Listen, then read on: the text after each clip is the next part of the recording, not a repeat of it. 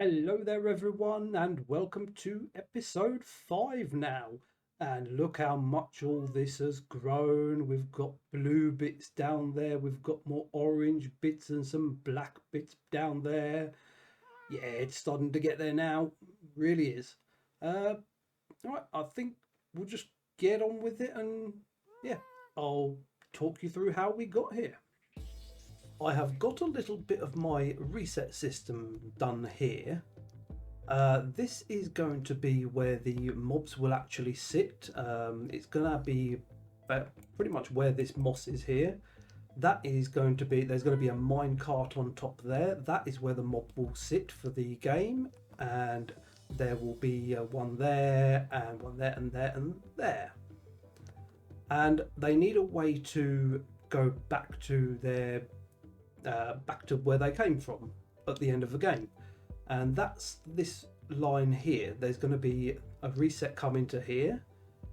It's going to trigger all of these lines down here, these red lines here, and it will come up here. I think I might have to get off the gas for a moment. The reset will come in here.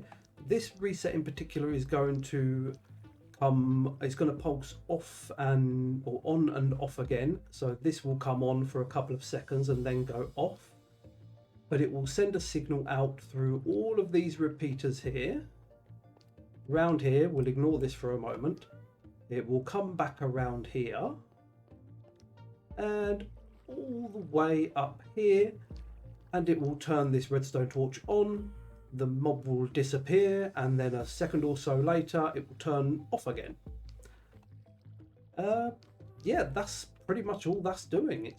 Yeah, I'm gonna link that up at some point. I do not know when, but a couple of things to note with this is these torches down here, that one there, that one there, they are going to get the same signal that this gets just down here. There we go. So it's going to cut that same signal coming from all those massive line of repeaters is going to come in here. It's going to go to the top there.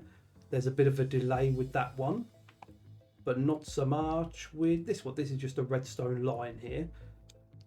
There's going to, with each mob here, there's going to be an accompanying minecart with each mob. And the reasons for that I'll get into later. I don't know if I'm going to get to it this episode.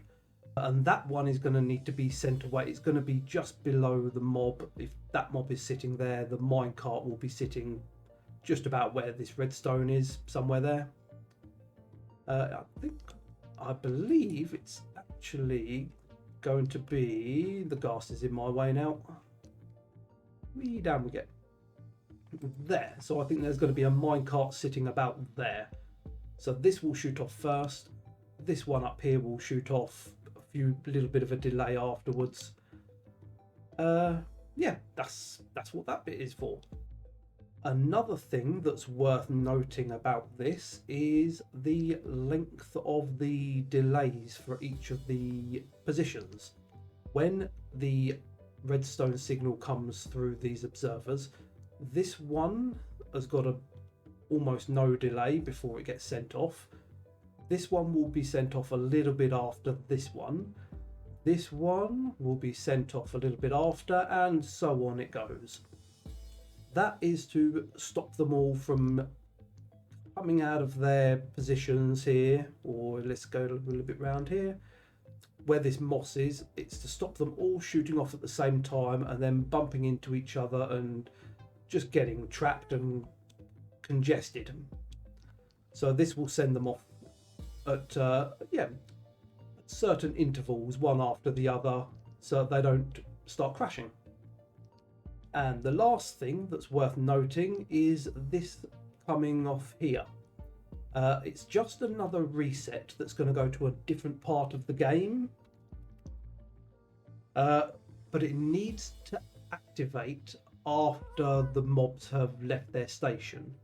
So once this signal comes up here and it goes into this, the observer sees that this is about the same length, maybe a little bit more. and that's okay, because I need this mob to, or I need all the mobs to have left their station before this reset then goes off and does whatever it needs to do. So that's all that is, just making sure that the resets for all these different circuits are resetting in the correct order. This pink part here is what is going to be sending your mob away when you run out of health. It's basically all going to activate that little blob of redstone I put there, and yeah, trigger the 2 minecarts that are going to sit there with your mob sitting there. It will send that away. It's going to originate from down here, that copper bulb there. What will happen is when you're setting the game up and your mob arrives at its position just there, it will start to get its health, and when it does that, this repeater will turn on. It will turn the copper bulb on, which will turn the rail on, and it will send a pulse up here. But this piston here will not be extended, so no signal will come through, because if that was extended, then a signal will come along. It will, as soon as your mob arrives, it will send a signal all through there, and it will send it away again. So I've got this retracted so that at the start of the game, no signal will come through here. This will only be extended once your mobs have started fighting each other. So when player 1 starts hitting player 2, this will get detected. It will send the bit of wool out there, so that when your mob does die, the repeater will, this is going to be displaying your health on the copper bulb tower there. This will eventually start depleting. That will then turn off, which will turn off the bulb, turning off the rail, sending a signal up here. That block will be there, so a signal will be able to come through here and trigger that, triggering your mob to vanish and disappear and yeah, be gone. And that's going to be the same for all of them, so they can all individually go, or if I do or a player presses a reset, it will go through the these big repeater lines here. So yeah, it will either die and this will get triggered, or a reset will be hit and these repeaters will be triggered. Now I've covered this a little bit already, this yellow bit.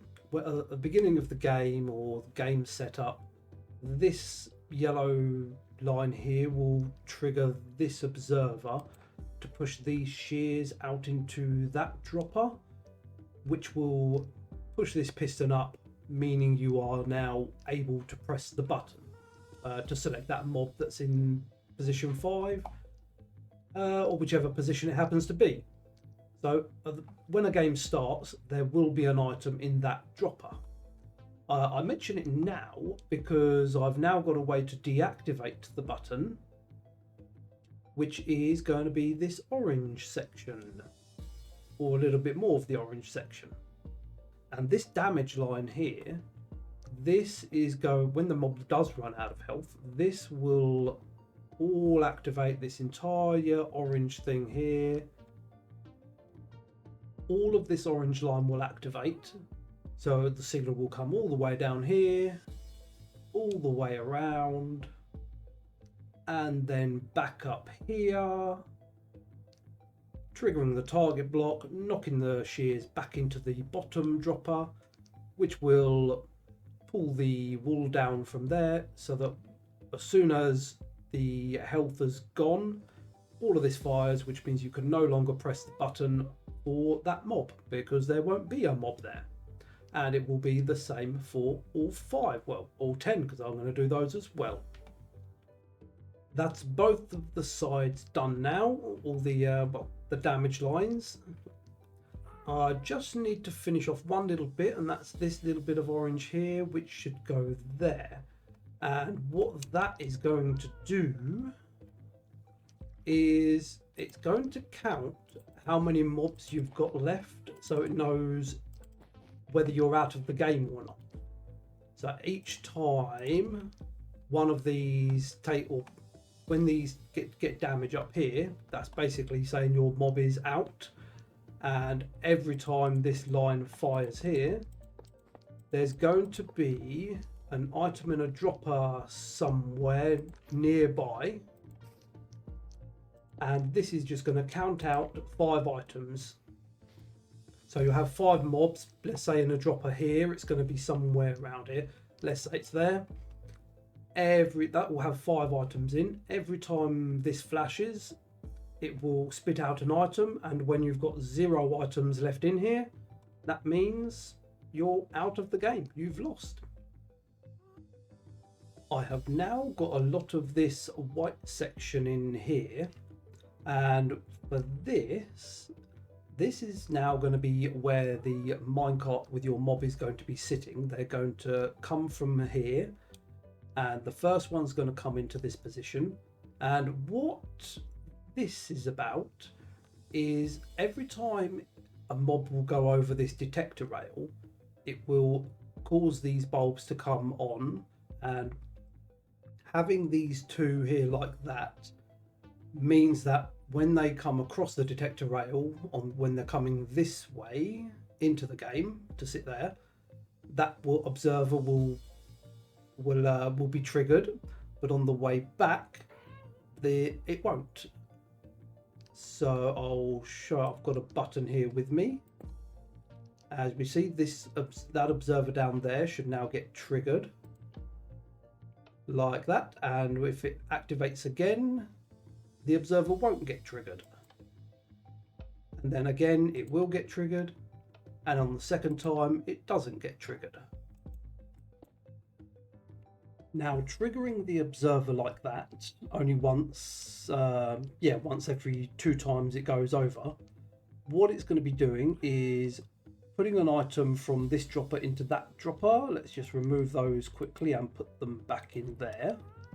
Oh, did I put them in? Yes. So that will do a couple of things. First of all, it will flick that rail round. If I can put that back in there, so the rail's coming in this way, so the mob comes through to this side, put that in there, and the rail switches over, so the next mob that comes down the line will go into position number 2. The second thing it's doing is it is triggering this rail down here. I can put those back in there for now, don't need those.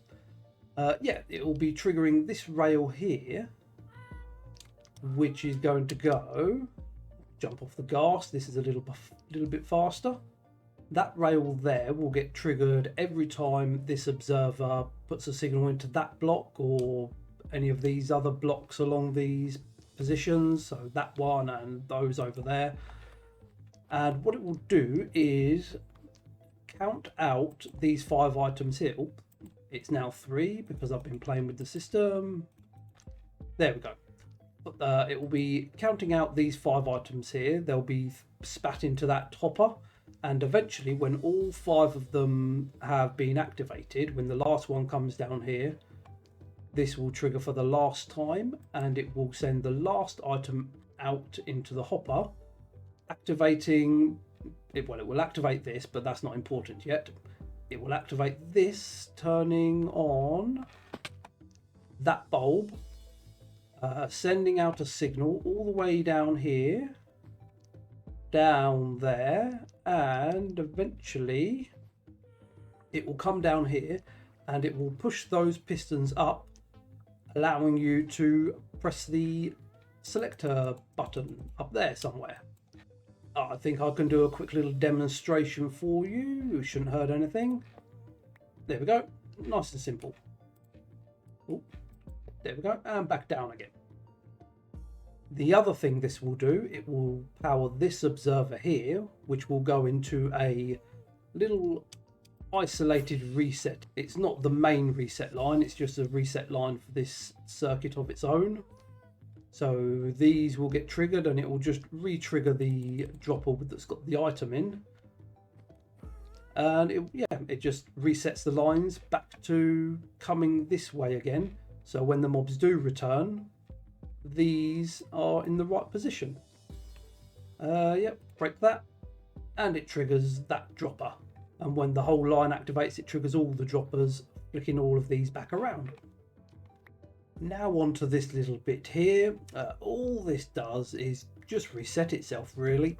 Once the items have come out of this dropper, this little pulse extender will turn this torch off just long enough for it to put all the 5 items back in the dropper, and then it's ready to go for the next time. I've already put in 4 items there, so I'll just no, I won't take it out. I'll activate it. I'll break that so we see up here like that, and there we go. Now the 5 items should, yes, all be back in there.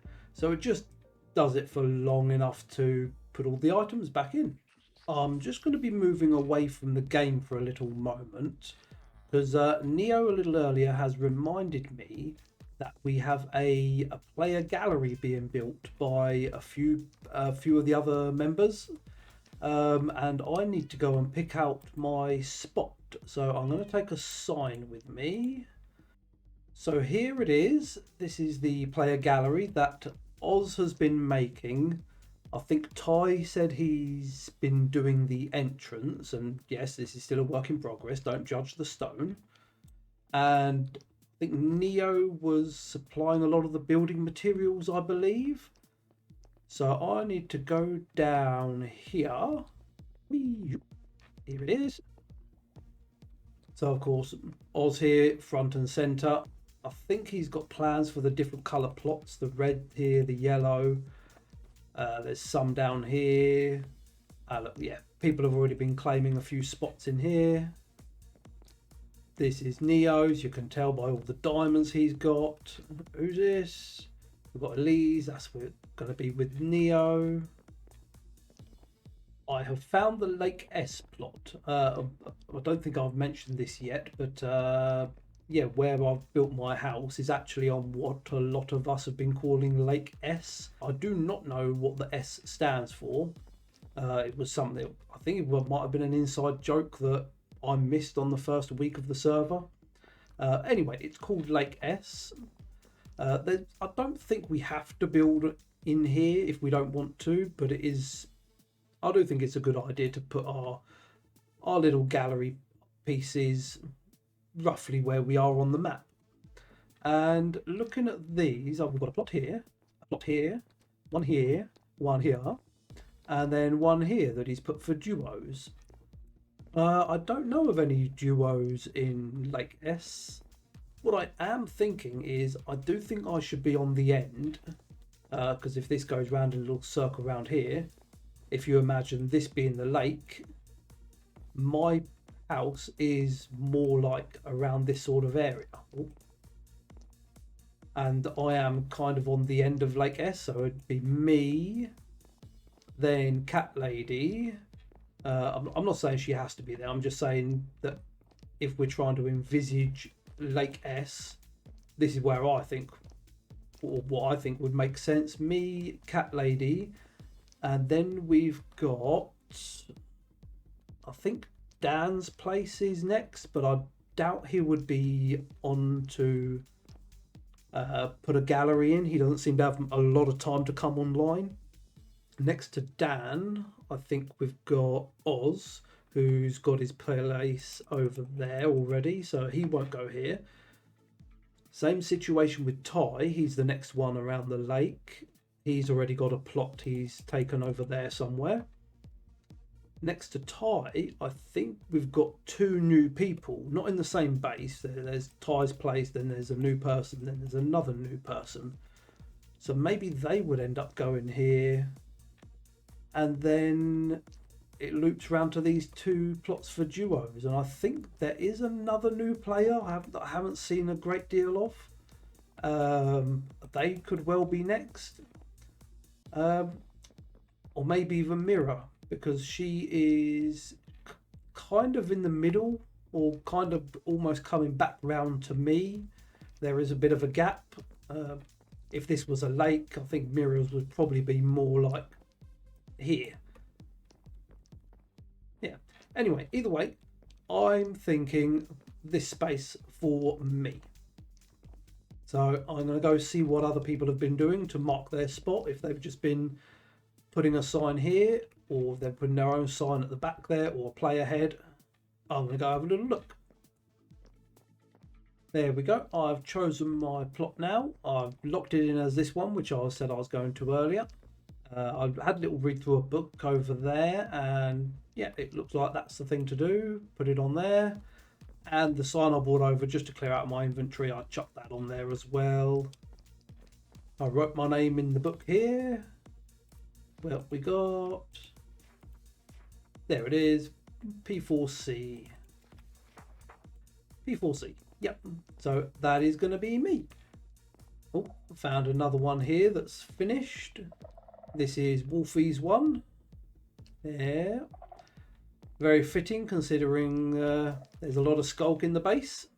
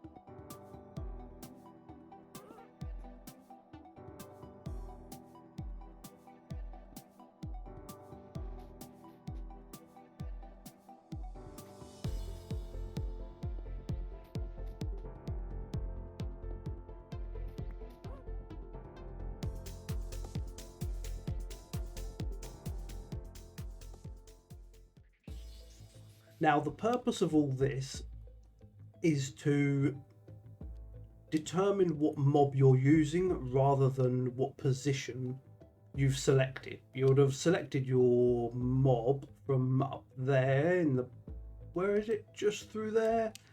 The button selector panel there. Come on. There, those there. Because I no longer need to know, or this part of the system doesn't need to know what position you're choosing. It just needs to know what mob you're choosing. So all of this, these were the old redstone lamps that were there. I've taken them out. They didn't need to be there. They were temporary. They are now just little blobs of wool. It's kind of irrelevant as to what position you're choosing for this section. It just needs to know what mob you're choosing. So if whatever position you've chosen happens to be a zombie, then this line here will fire, or it will show up, and the output will come here and ultimately come over here. And it'll be the same for the witch down there and skeleton and the spider, and just the same for the other side. Something I've been thinking about for a little while now is to actually have some animals running around these woods here. The ones that I was repairing on my last episode, just to the side of my house. Yeah, I think it'd be quite nice just to have a little bit more movement around here. I'm not really sure if whatever animal I put in here would actually stay, or if they'd end up just running away somewhere. But I think it'd be worth a try, just to, I don't know, liven this place up a little bit. What I would like, I think, is probably, well, first of all, the ocelots. I see them spawning in here, yeah, reasonably regularly, but they don't stay. So I'm thinking maybe if someone name tagged and dumped in here, maybe they would just happen to stay in this little area a bit. I'm not really keen on the idea of just putting them on a leash and having the leash underground, so that they're very limited to where they can go. Yeah, I don't really want that here, and yeah, I think I'd want to give it a go having something just running around, and it might end up running over there a bit. Who knows? So that's that. That's the ocelots I think I'd like. I'm also thinking parrots, because I think I could do with a little bit of noise in the woods as well. So what I could have is a couple of parrots sitting up at the top of that tree there. Just so if people do happen to be walking through here, you know, maybe a parrot or two sitting up there and there. Yum, yum, yum, yum, yum, yum, yum, yum, yum. And with that, that goes quite well with one of Wolfie's shops here. She's got a pet collection system. I don't know if it's a system or a service. I think it's more like it. The shop's been here for quite a while. I don't know exactly how to order a pet via her, but I think if I'm going to get the animals, I'm busy building my game over there. This service is available, so I think it'd be cool just to have her drop off the pets in the woods, and then I can just put them where I need them to go. So I'm going to have a little read through this book and see if what I've got to do, because there's quite a bit here.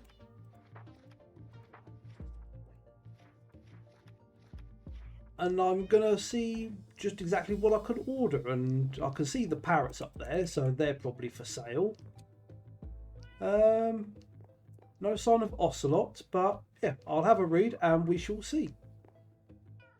So it doesn't appear that ocelots are available just yet, but maybe if I had a chat with her, she would be able to do it. But if not, at least I'll get the parrots there, I think. What I've done, I'm going to double check with Wolfie when I see her. Well, she's online at the moment, but she's a little bit busy at the moment. So what I've done what I think is right. I've put that there, Baldy's order, 12 parrots in my woods by March. I'll be honest, I don't need them at any time really. It's just I just thought that would be a good idea. It's what, middle of January now. I figured that's plenty of time, and if I don't get them by March, I'm not gonna cry, or will I? And in here, I've done this next to the parrot thing there. Baldy's order, 12 parrots, any colour, because I don't really mind. I think any life over there would be nice. And I've got my payment down there, 24 diamonds, because in here I've got 2 diamonds for the parrots. So if I want 12 of them, that's my 24. I don't know if that's exactly right on how to do that, but yeah, when she's a little less busy over there, I'll confirm it.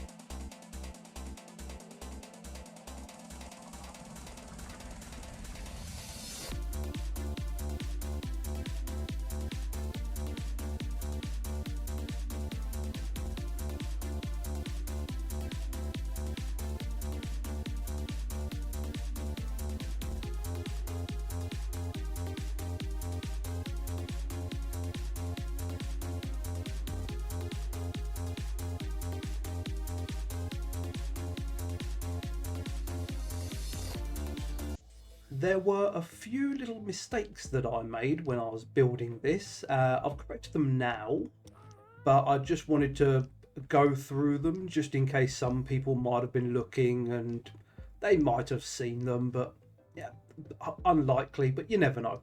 First of all, there's this little bit here. On a few of these little units that I was building, I accidentally started building these in the wrong place. All of this redstone here was actually, it was all one block over to the left here. So this redstone line wasn't actually going into the target block, and this comparator was trying to read this hopper rather than the dropper. So I noticed that on after the recording, and I've corrected those.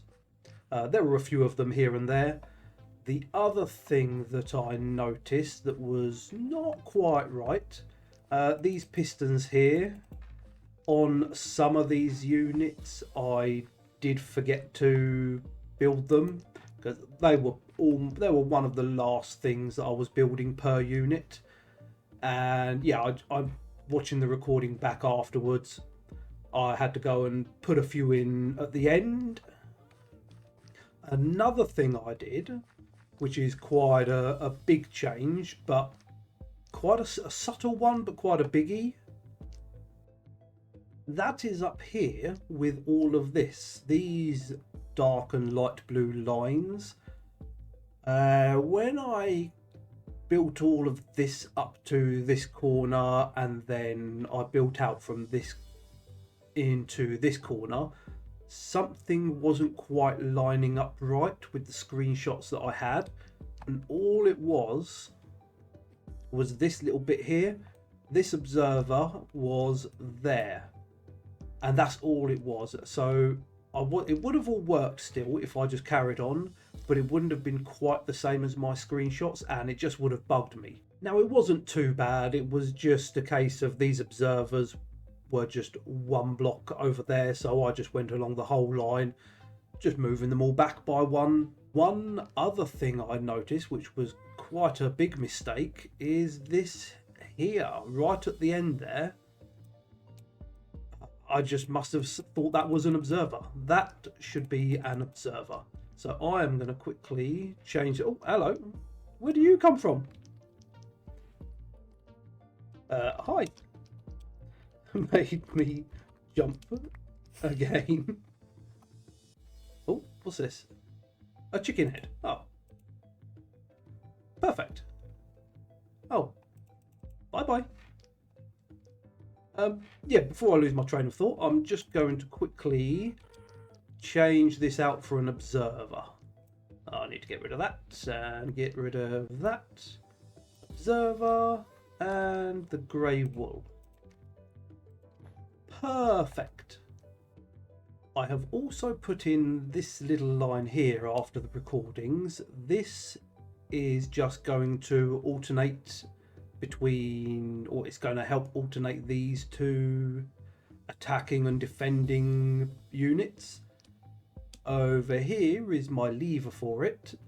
Later on in the game, it's going to be activated all on its own. At the end of each round, this will get powered, and that will flick between who is attacking and who is defending. So these blocks here from the sticky pistons, they are not they are out in place to say that this player is going to be attacking, so the signal comes through here. When the lever gets flicked, everything changes round, so now this is not going to get a signal, but it's changed over to this one over that there. So now it's going to be triggering the defending line, and flick it again, it all changes over, and it does the opposite over here. So if this player is the attacker, then over here this player is going to be the defender, so that will keep alternating between every round. Now over here I still have it that this is pretending that it's a zombie that's been activated by this first player, and when I flick this lever, that block will come out. I think I've gone through all this already, and this player is going to be the attacker, so these pistons are out, So the signal will come through the attacking line, and that should light up the top lot of bulbs there, so that it's going to be readying that half of the AND gates.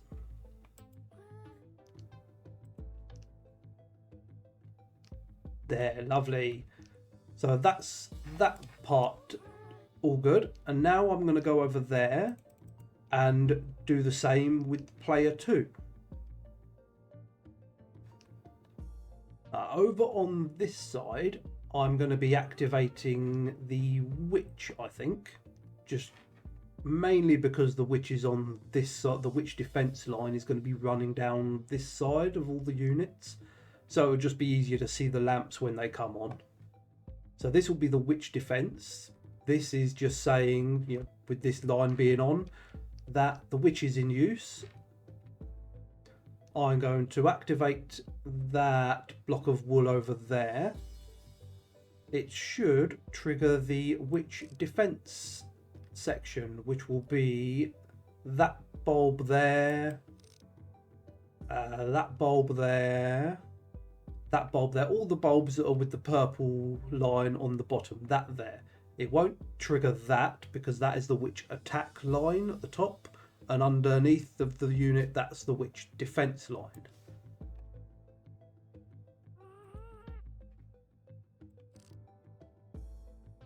Nice.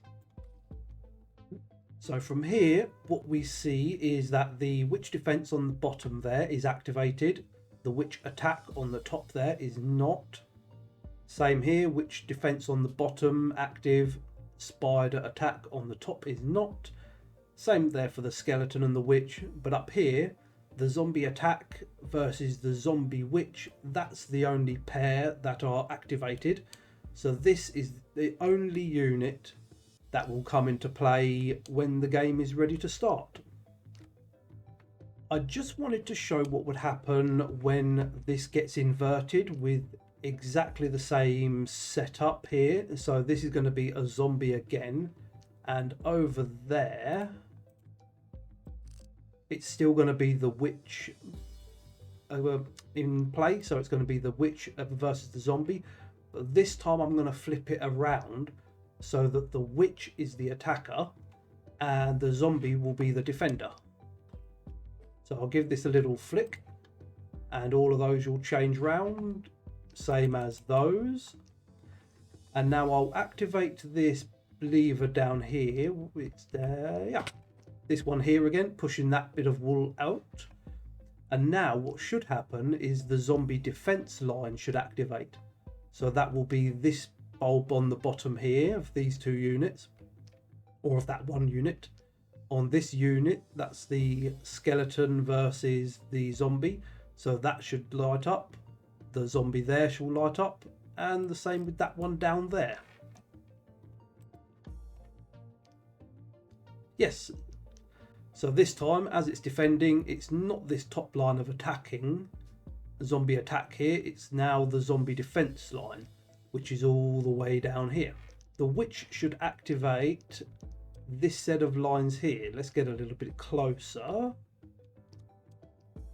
This here, this top section down here, that one, that one, that one, and this one, these are all the witch attack lines. So when this set light up, the only pair that are going to be active is going to be right at the end there with the witch attack and the zombie defense.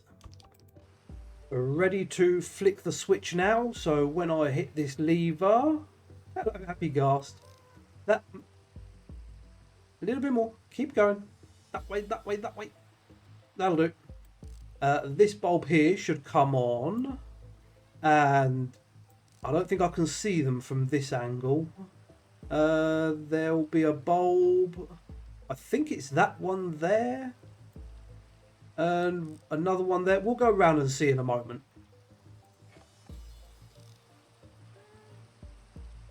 That's worked. Let's see the rest of it.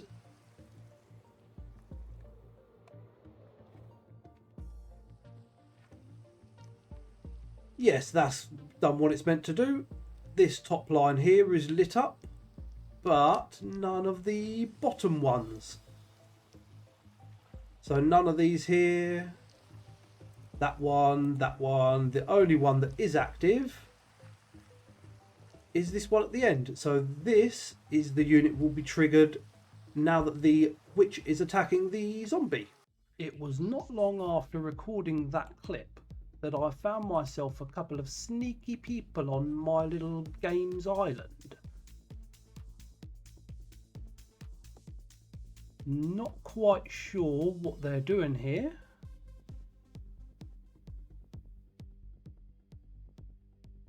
But I've got him.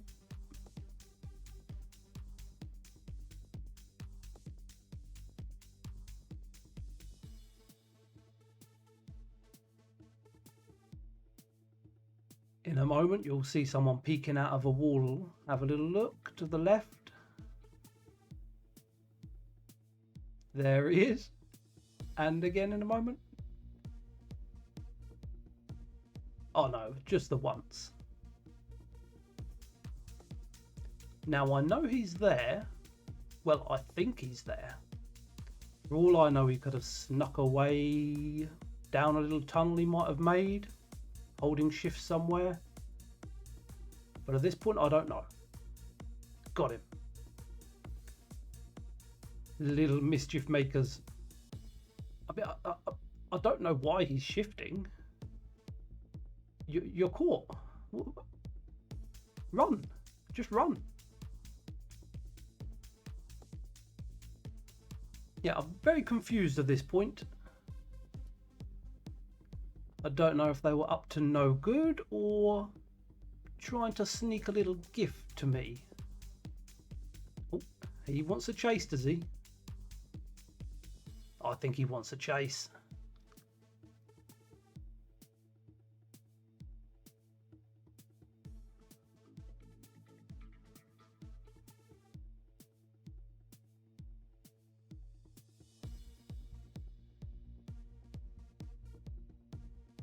Now I have no idea where he's going or if he's leading me somewhere or just running away at this point. But I found him again. And he's got a weird little friend. Did you mean to lead me here? No idea. At this point I lose him. I take up a little vantage point on a roof. And somebody else pops up. There's a bit of a busy time. I got easily distracted with all this.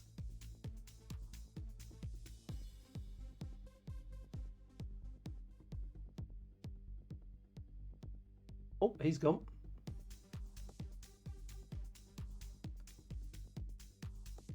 And what do you know, there's somebody else. And we just chill out on the roof for a little while. Trying to find where anyone is. Got a few people with their name tags under the ground, but I don't know how they got into wherever they are, whatever they're doing. Eventually I find this underground or under the water and I'm just absolutely confused. I don't know what they're doing, what's going on up there.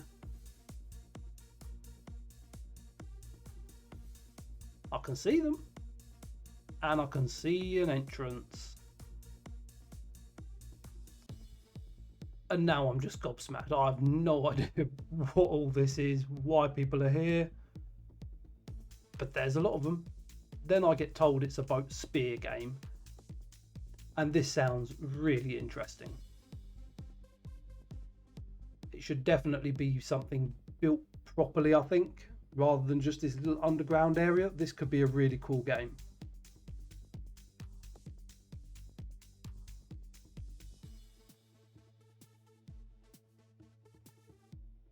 For a little while I just stood here and watched them because I didn't have a boat with me. I don't have a spear. I think I made a spear, but I had nothing on it. So Wolfie took me for a little drive. A few crashes. I don't think we were trying to play the game here. She was just spinning me around on the ice for a little while. Next thing I know, I'm being summoned by Cat Lady, who's got a present for me.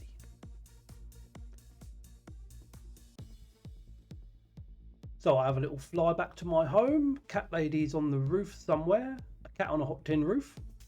There she is.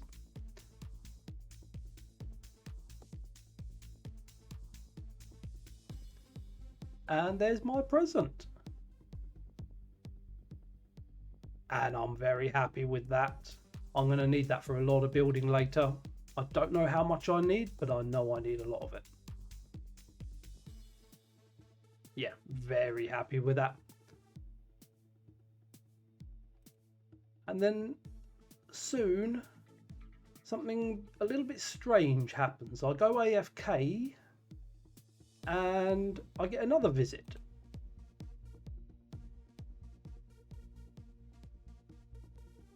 Yeah, I don't know what to say about that.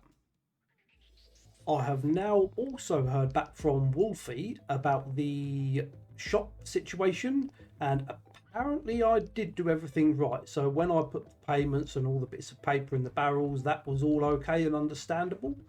And she said she'll deliver the parrots at some point. I also left this here for her, saying what are the chances of having ocelots too, and apparently that is something that is on her mind and she is going to be working on it. So I may not get them just yet, but in the future it sounds like it is going to be a thing. And something else I found when I got back here is I've got this. I've no idea how long this has been here for, but I just saw it today.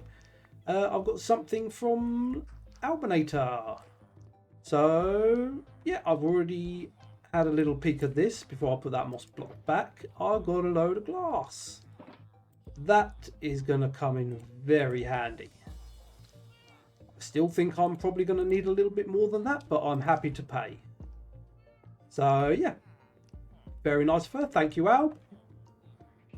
The next part of this that I need to sort out is going to be sending the damage information into a separate unit, because if, let's say, this one here flashes on, let's say 3 times to say it's going to be doing 3 damage to your opponent, let's say it's that person over there, it's not going to be doing it straight away. I need to store that somewhere so that when I add in, or when another player adds in any boosts, because they can boost their attack and their defense, so they can add more damage or take away the damage that the player's doing to them. So if the witch is going to be hitting for 3, the zombie, whoever is the zombie, might have a defense of 2, which would mean the witch is only going to do 1 damage. So I need to store that bit of information that it's going to be doing 3 damage somewhere else. I'm going to have a little unit here, and that's where the boosts will interact with the base damage, if that makes sense. So I need to first of all take that information there. What's this unit? This is the zombie attacking a witch. So over there, no, sorry, a witch attacking a zombie, that's the one. So a witch here attacking a zombie, so it's going to be a 4 attack, and the zombie's going to attack back with 1. So in these hoppers down here, can I get a good angle? So in that hopper there is going to need to be 4 items, so that the observer around the back there will flash 4 times, doing 4 damage. And the hopper down there is going to have 1 item in, so that when this flashes, it will only flash once, retaliating with 1 damage. And I need to take all that information that's on that board there, all of that into all of these units here, so that they're going to be putting out the right amount of damage. And then I need to build this next unit that's going to store the information. Right, what we have here is the unit that I've come up with that will hold on to the damage that is going to be released from these units back here, all of these. So the damage is going to be stored in there along with any bonus damage you put onto your mob, and then when the time is right, this will release, or this will become activated, and it will dish out the actual damage. I think I'm going to start with going through this black line with you first. This is going to be activated when both players have confirmed what mob they're using, so that way there's no going back. Once you, player 1 or player 2, whichever, when both of you have hit confirm to say I'm definitely using this mob and I'm definitely hitting this mob, this will become activated. And not like this, it'll be activated another way. This is just for demonstration. This is going to pulse on, and it's going to be sending a signal down there into these blocks here. And if this unit was active, then that block would be pushed out there. So this is what is going to trigger all the damage that is stored in whatever these units. This is going to bring that unit to life, as it were. And it's just the same all the way along.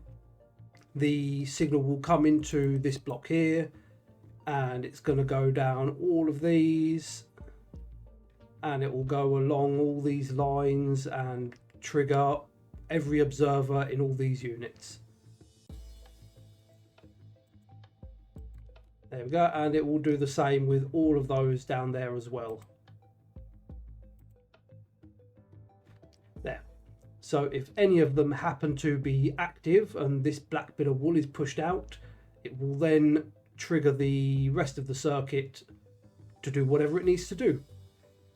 Now we'll get onto these blue lines, the dark blue and the light blue ones. All these are going to do, there's a blob of wool on the end of each observer here, which on the back of these units. So if this one does get activated, it will pulse out here and down here however many times. So let's say 5 times there and 2 times there. All this blue bit is doing is going to be taking that signal from all of them, and whichever one happens to be activated. The dark blue, by the way, is the attacker, and the light blue is the defender. So the light one will be doing the retaliation damage. And they'll all be coming into these lines here, this dark blue line for the attacker and this light blue line for the defender. These 20 units back here will just have all of their outputs coming into these 2 lines here. So this will be showing up, for instance, 5 damage. This will flash 5 times, and the one down the bottom, for instance, will only flash 2 times. All this bit here is doing effectively, I have thought about going through the whole thing, but it's just a bit too messy and just a strange system for what it does. All it's doing is when that gets updated 5 times, it will spit out items from a dropper just there. It's going to spit out 5 items, and they're going to be held in a locked hopper down here somewhere. In just through there. There it is. So they'll be in there, they'll be locked, and they'll have the 5 items in. Now that's the hopper that is going to be adjusted with all the boosts. So if a player uses extra attack, then more items will get put into that hopper. If the other player uses a bit of defense, it will take things out of the hopper. And yeah, it could just be adjusted while it's sitting in that hopper. And it will be the same for this line down here. That's going to spit out so many items. It'll be stored in another hopper, and it can be adjusted depending on what boosts the player uses. And then eventually this green line is going to be activated when the game actually starts. When you say yes, it's time to attack, you press a button, this will activate and it will release however many items you end up having remaining in your hopper.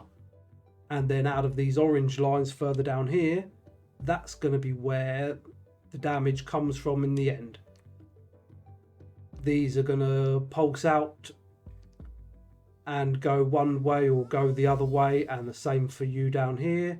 These pistons will extend at a later point and the signal will either come out there and go to that line up there, this damage line, or that one will come out and go to that player's damage line. So this is just holding the items in place and releasing them when the time is ready. I think I'm going to call it a day and stop here now. There's not really much else I need to do with this unit, and I can do that off camera. I just need to complete these water streams, put a bit of glass around them, complete that little bubble elevator there, cover a few hoppers, and yeah, that will be that done, and I'll be moving on to another section.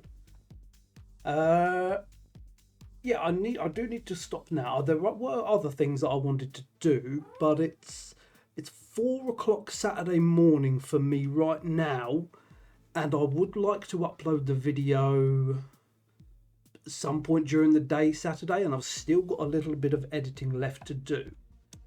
So yeah, this needs to be it for now.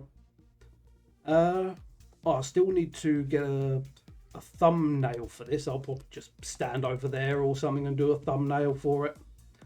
That'll do it. So for now, everyone, thank you very much for watching again. And yeah, I don't know what else there is to say. Yeah. Bye. Bye-bye.